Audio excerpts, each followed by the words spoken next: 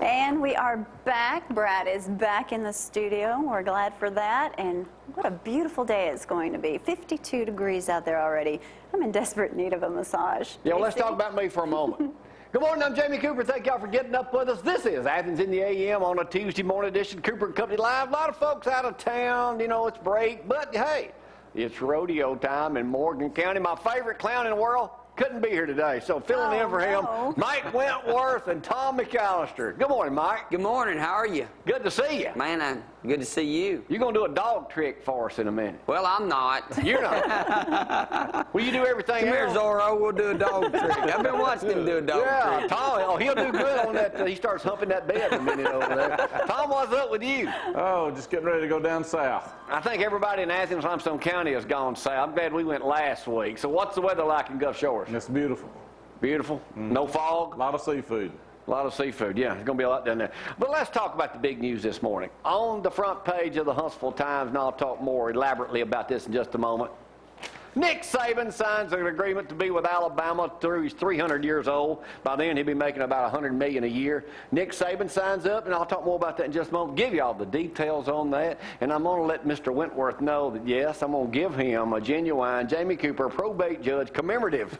Mike, you need to hang on to this, man. It might be worth something. I'll frame it. No, you'll need to. I'll frame it. You'll need to. You. Anyway, Sheriff Anna Franklin, Morgan County, be here join us in just a little bit. We'll talk with her about her special needs rodeo coming up this Thursday and her big rodeo over at the Celebration Arena. I guess they still call it that, don't they?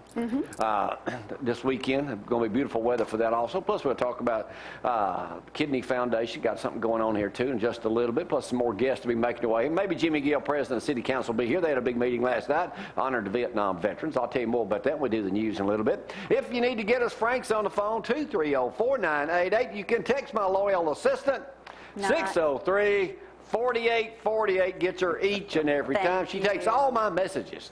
No, I do not. Or you can text me on my phone, wherever it may be, at 230-1123. But here's my loyal current assistant right now, Miss Gloria Cooper, catfish killer. Mike, last week she was skinning catfish in our backyard. I ain't kidding you. I'm impressed. I am too. I ain't never skinned a, I'm from New York, I ain't never skinned a fish in my life. You've never caught a fish. Here's the weather. It looks fantastic. It certainly does. Yesterday was absolutely a gorgeous day. I say that, yet we worked out, we walked the trail. I can barely move this morning. Shows you what bad shape we are in. Let's talk about the weather for today. Another gorgeous day, 53 degrees out there. High temperatures today in the 80s and some sunshine. Pretty much the same thing for tomorrow. Two partly cloudy skies, though. And let's look at the rest of the forecast. Here it is for the rest of the week. Looking pretty good. Here it comes. That's all right. There it goes. Rain, end of the week. Not bad. 230-4988 does get Frank this morning. Good to have you back up here, Mr. Wentworth. Good to be back. Yeah, I see you a couple times a year. We're getting ready for, Blakely's got his 30th annual rodeo going on in the third weekend in May. Yep.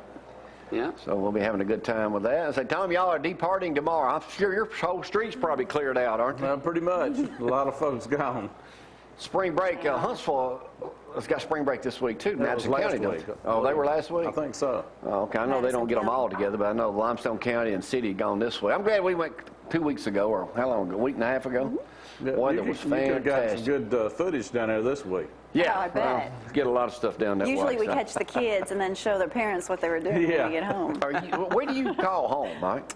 Rich Springs, South Carolina. All right. So. How often are you there? When is it non-rodeo season for you? The last 2 weeks of December. Goodness. We go home for Christmas, And, wow. Actually, we have been home pretty good bit here recently. We left home last week, went to Corinth, Mississippi for Preston folks, and then we left there and come straight here yesterday. So. Well, good. We'll talk more with you in just a second. Good to have you back in action. You bet. Thank you. Yeah, everybody in this part of the country knows you. I asked him how his new baby was, and he, proud daddy, pulls out his phone, shows me a picture, and says, he's happy all the time. I'm thinking, you're a clown. He's like his daddy, not his mama. He's happy all the time. Oh, she's good. All right, speaking of happy, if you're an Alabama football fan, let's talk about how happy we are this morning. This is out of the Huntsville Times this morning. More money, more years, more Saban. Other universities, Tom, were reportedly seeking Coach Saban's services, but yet he has agreed to stay with us. Dick Saban said Monday plans one day to end his coaching career at Alabama And if he stays to the end of his contract, it's been extended through 2019. That's how many more years I'll probably be doing a morning show. He will make almost as much as I do, $45 million. If y'all trying to do the math on that, that breaks down to $5.6 million per year, not including bonuses such as $400,000 he received recently for winning yet another national championship for the mighty Crimson Tide. Now, what does that Right contract now, really he will be mean? making more than Mac Brown. He'll be making $5.316 million per year. And Kirby Smart got a raise, $950,000 a year. What do the contracts matter? It matters because we just keep on winning. It just makes you feel good. We just They can keep break the on. We just contract at keep any on given winning. moment.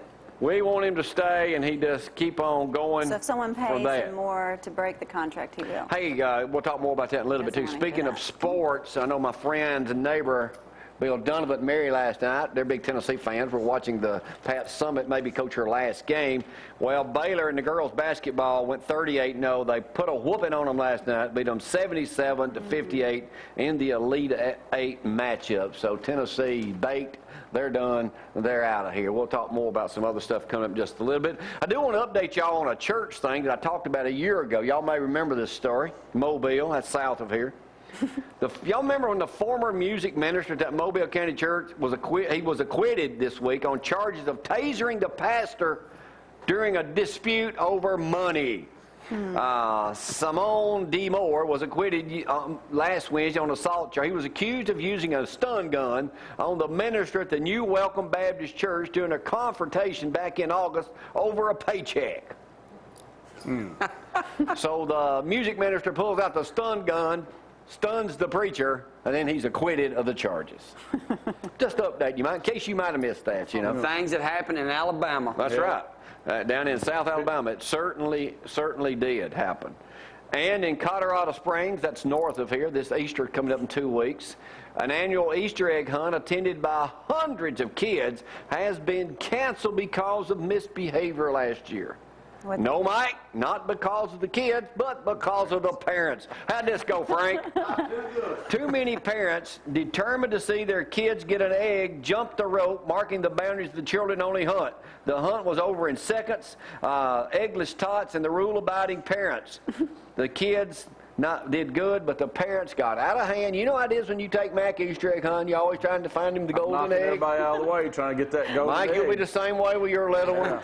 You know how you do the thing out there where they try to find the money and all that stuff? Well, see, that's the way that's going to go. On a more serious subject, we'll talk to Sheriff Anna Franklin about this, too, on a serious note. This happened, y'all know about the Trayvon Martin, the 17-year-old kid that was shot and killed down in Florida by the Hispanic-looking dude who's 28 years old and not been charged yet.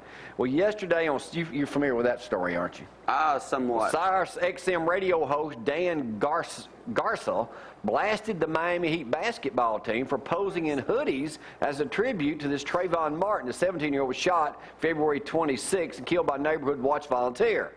He says the Heat were trying to send a message but don't know what the message is. He said they were doing this for their own publicity, Tom, not helping when they should have been consoling the parents and stuff.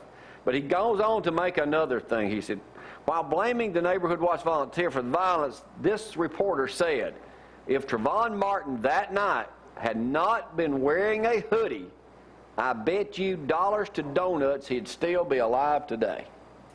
Really? For those of you who don't know what a hoodie looks like, my lovely little one here this morning, Cassie, just happens to have a hood on. That's what it looks like.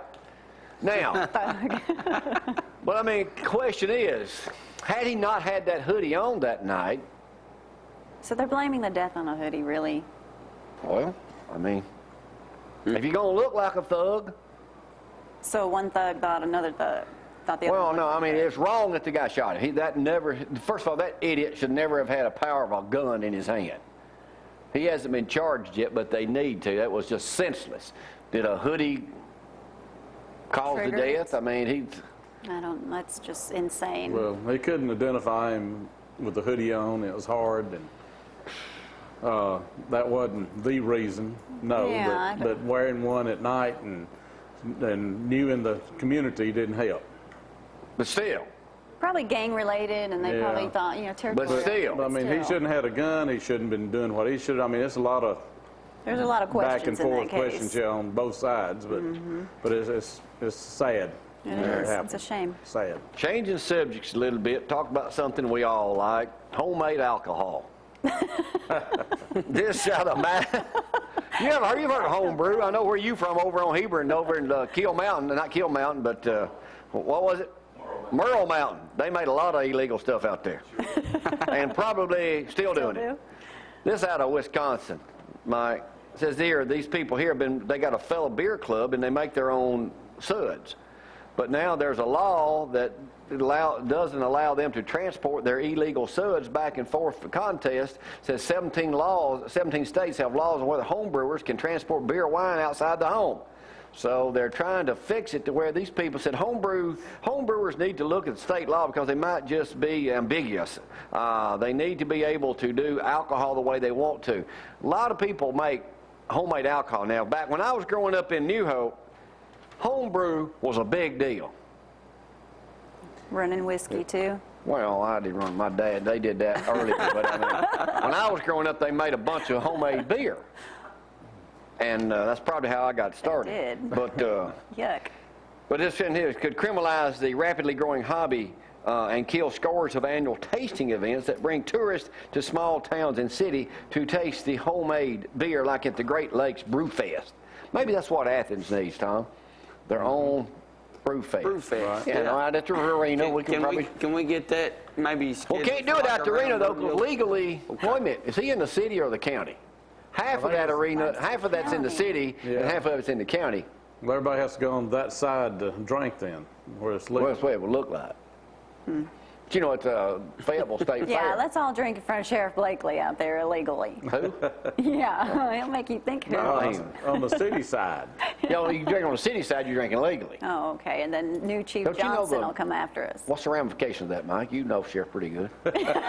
You've spent the night in his hotel before. I tell you what, of all the people you have met with, I got to tell you, the sheriff of Morgan County is a lot prettier than the sheriff of Limestone County. A lot. Have you dealt with a lot of people that have quite the personality of Sheriff Blakely? No. No. Understatement. No. Did you hear what happened last week? We were gone to the beach, got back and had this story. Blakely, and if you've ever ridden with Sheriff Blakely, you know what a thrill that is. You only want to do it once. It's like a thrill ride. He's going up Upper Hampton Road, minding his own business, probably doing about 80, 85. There's a speed limit of about 45.